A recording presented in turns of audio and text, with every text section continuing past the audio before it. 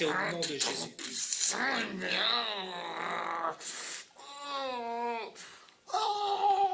C'est Jésus qui est puissant. Ah, il est là.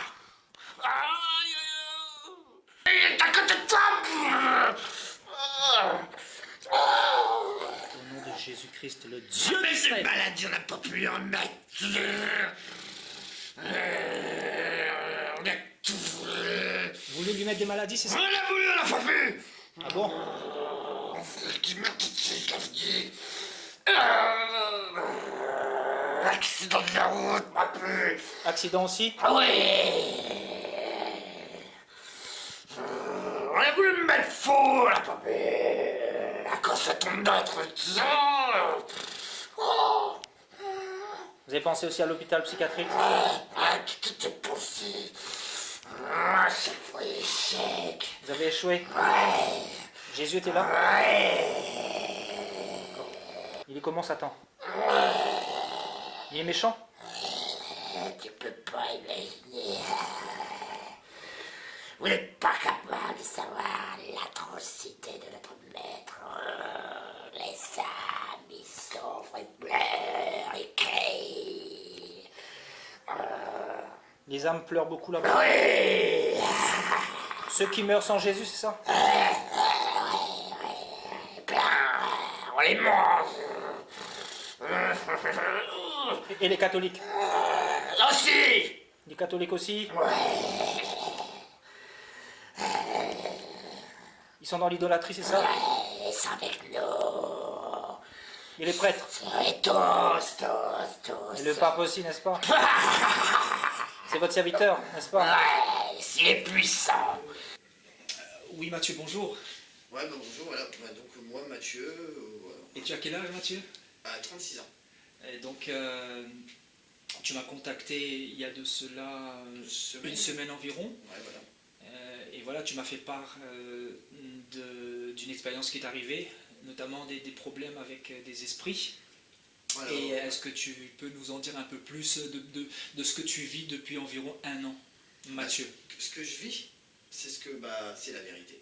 C'est la vérité que tout le monde ferme les yeux sur ça. J'étais un homme comme tout le monde. Hein. Bah, je sortais, j'allais la fête. Un jeune, quoi. Un jeune, fumais la cigarette, faire de toutes choses. Là. Et j'étais non-croyant. On me parlait d'esprit spirituel. Ben, je dis, ben, ça n'existe pas. Médecin, traitement. Depuis 1 an, il m'est arrivé des choses, des expériences, je voyais commencer à avoir des choses, des flous noirs, des colères, des angoisses. Enfin, ma vie a totalement changé. Hein. Que du malheur. Dans le négatif? Que dans le négatif. J'ai perdu beaucoup de gens de ma famille, j'ai perdu mon travail, j'ai perdu ma copine. Alors, tu croyais pas du tout aux esprits? Et non, et même en voyant toutes les choses négatives qui me tombaient dans la vie, en fait, ma vie, elle jeu de cartes. Tout s'est effondré en quelques temps. En l'espace d'1 an, c'est ça, hein? Ouais, en l'espace d'1 an, mais en fait, je me suis rendu compte que tout venait de ce que je pense, ce que je voyais, je me disais, je suis fou, mais en fait, et voilà, c'est pour ça que je veux en témoigner, parce que je comprends les gens, la plupart des gens vont dire, oui, c'est que mensonge. Je peux vous assurer, moi, si j'étais comme vous, à celui qui va dire du négatif, c'était que mensonge. Et je peux vous assurer, et je vous promets, que maintenant, je suis devenu croyant, et il n'y a pas de mensonge. La vérité, vous allez la voir quand vous serez parti. Parce que là, vous faites qu'un passage.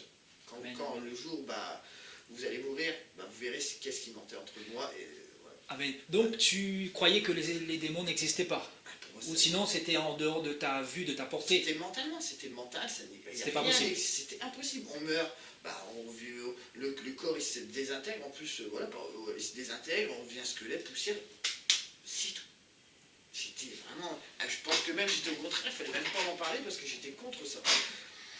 Et là maintenant, c'est le jour et c'est l'effet inverse. Donc il s'est passé quelque chose le 4 mars 2018. C'est là où tout a commencé. Et avant d'aller plus loin, aujourd'hui nous sommes le 4 mars 2019. Donc 1 an, jour pour jour. Qu'est-ce qui s'est passé il y a 1 an?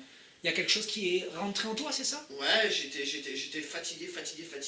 J'ai été me mettre dans mon lit, je ne veux pas rentrer. Et puis j'ai vu mon lit, un flou, le lit tremblait un petit peu. Et puis là, je me suis senti bizarre et en fait, je suis descendu et j'ai commencé à avoir des choses et j'ai voulu appeler mon frère, mon portable qui se coupait, une chaise de chez moi qui tombait, impossible de fermer la porte d'entrée, je me suis sauvé, j'ai commencé à avoir des visions. Et en fait, je me suis sauvé dans ma voiture en pensant, bah, il ne faut pas me rattraper, mais en fait, vous pouvez aller où vous voulez, dans un bunker avec 50 bombes, des soldats, ils vont partout. Et je me suis sauvé avec ma voiture, bah, ils étaient dans ma voiture, j'ai vu des choses, j'étais enfermé dans ma voiture, j'ai klaxonné dans les villages pour me faire passer pour un fou. Enfin, je sais, hein, les gens vont dire, ouais, il est pas bien, mais voilà. C'est ce que tu as vécu. C'est ce que j'ai. La pire des souffrances. Et surtout pour moi qui n'y croyais pas. Waouh. Je me suis dit, mais attends. Du jour au lendemain. Ouais, voilà, j'avais pas de médicaments, je fais 3 fois de sport par semaine, j'ai une vie saine. Donc, et voilà. Et donc, dans tes nuits, tu te faisais aussi, tu me disais, il y a eu des rapports sexuels et tout ça. Bah ouais, oui, sans rentrer dans les détails, hein, mais je dormais, je sentais quelque chose qui était allongé à côté de moi. Alors imaginez, vous sentez quelque chose à côté de vous que vous ne voyez pas. On vous touche la cuisse, les mains, c'est l'enfer. Et on ne le voit pas, donc il y a 2 solutions. Et moi je le dis, 2 solutions. Et c'est ça. C'est soit, bah, on n'y croit pas, moi, les gens disent que je suis fou parce que ça n'existe pas. Et on finit à l'hôpital Et on va psychiatrique. voir un médecin, et le médecin il va me chercher le pourquoi du comment, il va me donner un traitement, et je suis la chair à pâté, et je finis à l'hôpital psychiatrique. Ou la deuxième solution, bah, lire la Bible, et suivre les commandements et la parole. Et au jour d'aujourd'hui, grâce à Seb, et puis lire, enfin, prophétiser, puis écouter, parce que tout est vrai.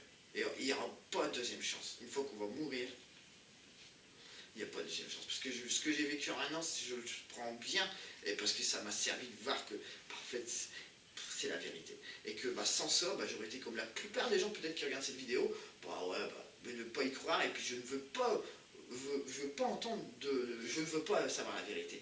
Mais après, au bout d'un moment, vous allez voir, la vie passe très vite quand vous serez malade, peut-être, et puis quand vous allez partir. Dans l'ignorance. Dans l'ignorance. Et quand vous verrez la vérité face à vos yeux, mais il sera trop tard. Vous aurez demandé de pardon, vous mettre à genoux, il sera trop tard. Donc tu es en train de nous dire que tu as ouvert ton cœur et tu as essayé de rechercher une solution également pour que tu en sois ici aujourd'hui. Mal combat. C'est-à-dire tu es parti voir des prêtres, tu me dis. Ah oui, ça. Parle-nous un petit peu de ton expérience depuis un an là. Voilà, donc pas croyant, je vous dis, j'allais à l'église, même à l'enterrement, je faisais même pas le signe de croix, enfin j'étais vraiment athée. Et donc j'ai essayé de voir des prêtres, différents prêtres. Des prêtres exorcistes, c'est ça hein? Avant les prêtres exorcistes, différents prêtres de ma commune. Hein. Mais, alors tous les prêtres, pourtant c'est des enfants qui doivent refléter la parole de Dieu, tous, des prêtres, pas l'exorcisme, hein, les prêtres, voilà, tous ils m'ont dit non, fais pas. Ah, non, à s'attaquer à l'ennemi, hein, donc le diable. Ils avaient peur. Tous peur. Mais j'ai dit, bah alors je fais quoi comment je peux combattre? Parce que 99 des gens ne vont pas vous croire, vous êtes fous, vous êtes cinglés, enfin la pire des. Ils vont me détruire. Et ben j'ai réussi à avoir un prêtre exorciste, différents prêtres exorcistes. Mais ça marche, ça n'a pas marché non plus. Et comment se passaient ces expériences-là ils faisaient des récitations Ouais, réciter, mais vite fait. Il n'y avait rien qui se passait. Et puis, si, ça dégageait un peu, mais c'était là. Et puis, c'était moins puissant de ce que j'ai vécu aujourd'hui. Et puis, surtout, c'était. Ah, l'argent. Argent. On te demandait combien pour. 15 minutes au téléphone, 150 €. Waouh. Et on me disait le prix après. Mais j'étais tellement pas bien que je voyais. Tu étais prêt à tout finalement. Ah, bah j'ai même tenté 2 fois de me suicider. Enfin, wow. C'est parce que on perd toute sa famille, on perd mon boulot, j'ai perdu ma copine. Et il y a peut-être un de mes frères qui m'a toujours pris, toujours soutenu. On perd tout. Et tu m'avais parlé d'une somme assez conséquente de 1500 €. Oui, après, il y a un autre prêtre exorciste dans le sud de la France qui me donne une délivrance à 1500 €. Donc j'ai dit, mais mon père, comment on fait 1500 €? C'est énorme, c'est un mois de salaire. En gros, je dis, si on n'a pas l'argent, il nous laisse comme ça, on meurt, il nous laisse comme ça, il va pas. Vous n'avez pas l'argent, non? Bon, ok, vous m'appelez quand vous avez l'argent. Donc il va. Quelqu'un de l'église qui doit représenter le Seigneur, il va laisser un de ses frères souffrir comme ça. Enfin, c'est. Waouh. Ouais, voilà. Donc en gros, pendant un an, tu as tourné en rond. Et rien du tout. Tout essayé, sauf. Tout, aller voir à droite, à gauche. Tout tu as essayé Marie, n'est-ce pas? J'ai essayé le chapelet. Le chapelet. J'ai essayé le chapelet, on me l'a dit de le réciter 30 fois. Et rien du tout. Rien du tout. Tu as essayé, Jésus avec la croix, là c'est ça? Ah oui, j'ai acheté une croix, j'ai fait toutes les prières. L'eau bénite? L'eau bénite. Ça aussi, rien du tout. Alors, ouais, l'eau bénite, ça leur fait rien. Ah, j'ai même essayé que j'ai un truc, on m'a dit, et bah oui, bah, je dis, bah, elle me dit oui, mais je dis, parce qu'au début, je croyais pas que c'était en moi. Je pensais que c'était dans l'habitation. Eh ben oui, mais monsieur, il faut essayer de l'encens, enfin les différents encens, là, le dragon, On t'a conseillé l'encens, c'est ça? bah, comment on appelle ça, ce qu'on met dans les églises là, Oui, les fumées là, qui se ouais, dégagent. il y a le truc de dragon, enfin, je sais plus, enfin, tous les encens qu'on met dans les églises. Oui. Et ils ont dit ça allume vos esprits. Et avant, on purifiait même les maisons il y a longtemps avec ça. Et donc, eh ben, j'ai essayé ça. Alors j'ai pris tout ce qui est le plus puissant, même que c'était conseillé par le pape, il n'y a pas plus puissant. J'ai mis ça dans l'habitation. Rien du tout. Rien du tout, ils sont là. Et je peux même vous dire que même dans les églises, moi je suis allé une fois, j'ai prié devant le Seigneur, et je commence simplement à me dire, en fait, je commençais à voir que c'était la réalité, qu'il n'y avait que la Bible qui allait me sauver.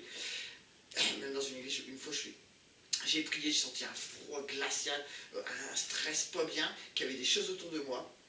Je suis sorti dans ma voiture, c'était l'ennemi qui était là, c'est pas irréel, mais je peux vous assurer, hein, au plus profond de moi, que si bien tout ce que je dis, mes paroles, un jour vous allez voir que c'est la vérité.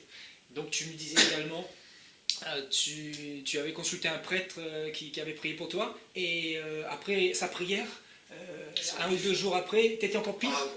Même pas, le soir même. Le soir ça a même. empiré et ça a duré 3-4 jours. Wow. Et c'est là d'où je vous ai contacté. D'accord. Et comment tu m'as connu? C'est pareil, hein, parce qu'on dort très très peu. Hein.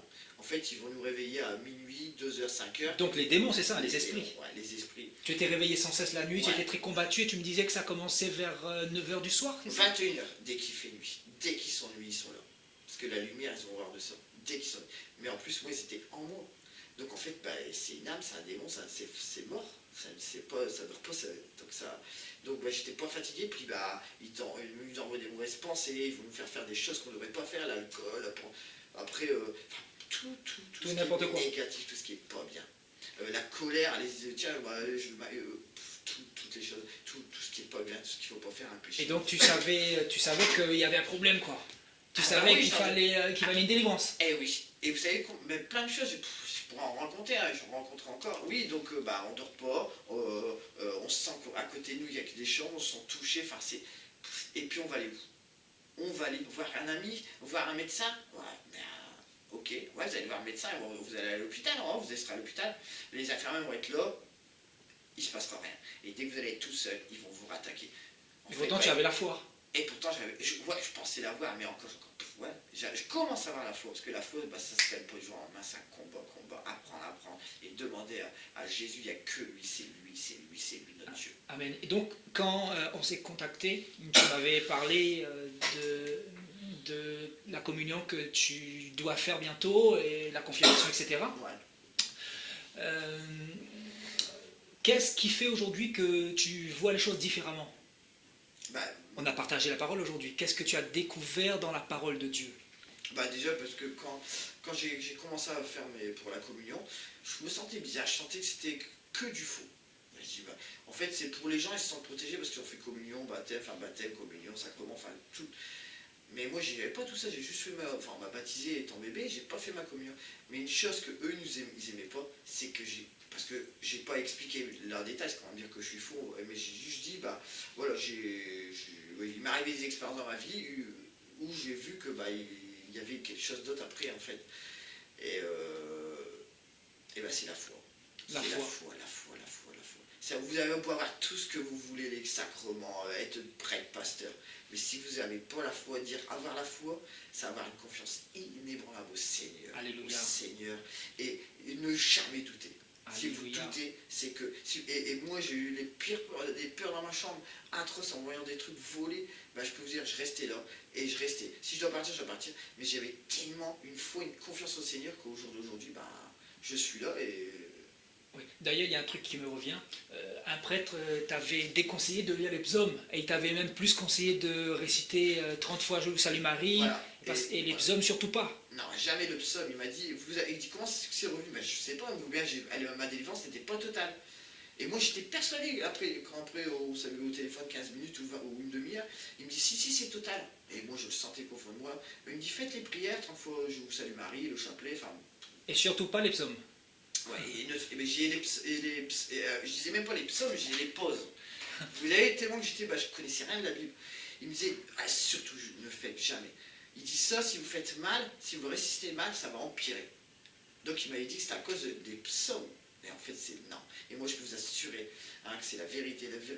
Ce que je vous dis, quand je faisais des prières classiques, je vous salue Marie, ça rien. Et dès que j'ouvrais la Bible, je faisais les psaumes. Je sentais en moi, autour de moi. Ils étaient agités. Ils étaient agités. Et parce que la Bible, c'est la vérité. La puissance de Dieu à travers la Bible. Ouais, voilà. Alléluia. Alléluia, ouais, c'est vrai. Alléluia. Et voilà, et j'en veux à personne. Et puis, je suis content de ce qui m'est arrivé parce que, ça t'a permis d'arriver à ta délivrance aujourd'hui. Ouais. Parce que le Seigneur a ouvert les portes et nous nous sommes rencontrés aujourd'hui. Tu as reçu ta délivrance. C'était vraiment très fort. D'ailleurs, les gens auront l'occasion de voir dans la vidéo que ta délivrance a été vraiment spectaculaire, très expressive cette délivrance, je dois dire. Et tu te sentais comment à travers cette délivrance-là? Tu sentais qu'il y a quelque chose de fort qui se passait? En fait, là, je ressens plus de l'amour, de la compassion, c'est un sentiment de bien-être. Mais quand j'avais des choses, un démon, c'est un démon, il va vous détruire. Tu t'es chargé? Ouais, j'ai déchargé. Mais maintenant, ce sera un combat. Maintenant, j'attends rien de la vie. Je sais que la vie, ça passe très vite. Je veux pas être riche, je vais suivre les paroles, les commandements, la vérité et attendre le jour où je vais mourir. Amen. Et là, je dirais, et c'est là, en fait, la mort, pour ceux qui lisent la Bible, c'est pas la mort, c'est la délivrance. C'est là que la vie va commencer, c'est après. Amen. Et les gens, je peux vous assurer, même tout à l'heure, ce que j'ai vu, en plus ou moins entendu, parce qu'on ne se rend pas trop compte de ce qui est dit par les miches, les gens prient, il est trop tard. Et c'est ça qui me fait mal au cœur, c'est qu'il y a tellement de gens qui vont dire, non, c'est des bêtises. C'est ça. Et ils vont se réconforter entre vous, entre êtres humains. Et c'est vrai, même moi, je combatte un ennemi que je voyais plus ou moins pas. C'est très difficile. C'est plus facile de dire qu'on est fou, mais c'est la vérité. Et c'est ça, je crois, le plus dur, c'est ouvrir une Bible et puis c'est ça. dire, lui, il ne ment pas, lui, il dit la vérité. Amen. Voilà. Donc, tout à l'heure, on a partagé un peu la parole et tu as eu l'occasion de voir certaines vérités qui t'ont conforté dans ce que tu pensais, c'est ça? Oui, par rapport au temple, Dieu n'habitait pas dans les temples faits de main d'homme, Dieu ne se trouvait pas dans les religions, mais Dieu était plutôt dans nos cœurs, il venait habiter dans nos cœurs quand nous lui donnons nos vies, finalement. Et qu'est-ce que tu peux dire sur ce qu'on a vu tout à l'heure dans la parole? Dans tout ce que j'ai vu et ce que j'ai appris pendant un an, tout ce que j'ai été voir, j'ai retourné la terre, on va dire, tout essayé de voir pourquoi du comment. Et en fait, il faut prier, faut prier tel saint. C'est ça, tel saint. La confusion. Confusion totale. Et en fait, dans toute cette confusion, on oublie Jésus. C'est ça. On oublie, tout est fait. Pour oublier Jésus. Et en fait, c'est vrai qu'il y a des démons, je ne prie même plus Jésus. Je vous salue Marie, nanana. Ou bien, je ne sais plus, Sainte Thérèse, Sainte... Tous les saints. Alors qu'avec Jésus, tout est saint. Michel, ouais. Par contre, l'archange Saint-Michel, je sais que ça, c'est une des seules... Et ça, je sais qu'il existe. Parce que c'est une des seules prières que quand je faisais, les démons, ils ne les aimaient pas. Les psaumes. Et mais Jésus. C'est Jésus au centre. Tu vois. Il n'y a personne d'autre, c'est lui seul, c'est lui notre Père. Pourquoi on va demander à un saint qui va demander à Jésus? Je ne comprends pas. Parce que Jésus c'est le seul qui est mort sur la croix, c'est le seul qui a donné son sang, et donc c'est le seul médiateur aussi, nous l'avons vu tout à l'heure, n'est-ce pas? 1 Timothée chapitre 2 verset 5, Jésus est le seul médiateur entre Dieu et les hommes, donc si nous prions un autre, nous sommes dans l'idolâtrie, et donc aujourd'hui tu sais qu'il faut prier Jésus seul. Demain, c'est Jésus, c'est lui. Demain vous voulez une augmentation de votre travail, vous n'allez pas demander à la secrétaire ou votre copain qui va demander pas, vous allez voir directement le patron. Voilà. Le chef, à la source. À la source. Et là c'est pareil, il faut aller directement à la source. Amen. Ouais. Et nous allons faire ton baptême dans un instant. Ouais. Ça va être un grand départ aussi pour toi. Page blanche. Alléluia. Ouais, casier judiciaire vierge, et tu recommences un nouveau départ avec le Seigneur. Un nouveau départ, et puis donner de l'amour, et puis partager la bonne nouvelle. Après, voilà. Après vous avez le choix est libre, la liberté, c'est ce qui nous a donné le Seigneur, c'est la liberté. De nos actes, de nos paroles, de nos gestes. Et l'oubli, parce que même moi, quand on perd quelqu'un, on a tous perdu des gens proches des êtres. C'est ça. Voilà, on va pleurer pendant quelques mois, des semaines, puis en fait, au fil du temps, on va aller de moins en moins, on va y penser de moins en moins, et puis dans quelques années, ben, on est tellement plus dans le monde matérialiste, tout est fait pour nous dérouter de la Bible, qu'on oublie et n'oubliez pas. Amen. Qu'est-ce que tu aimerais dire pour le mot de la fin à tous ceux qui verront cette vidéo, c'est-à-dire les catholiques, les musulmans, les athées, les païens, tout le monde. Quel mot de la fin tu aimerais rajouter, Mathieu?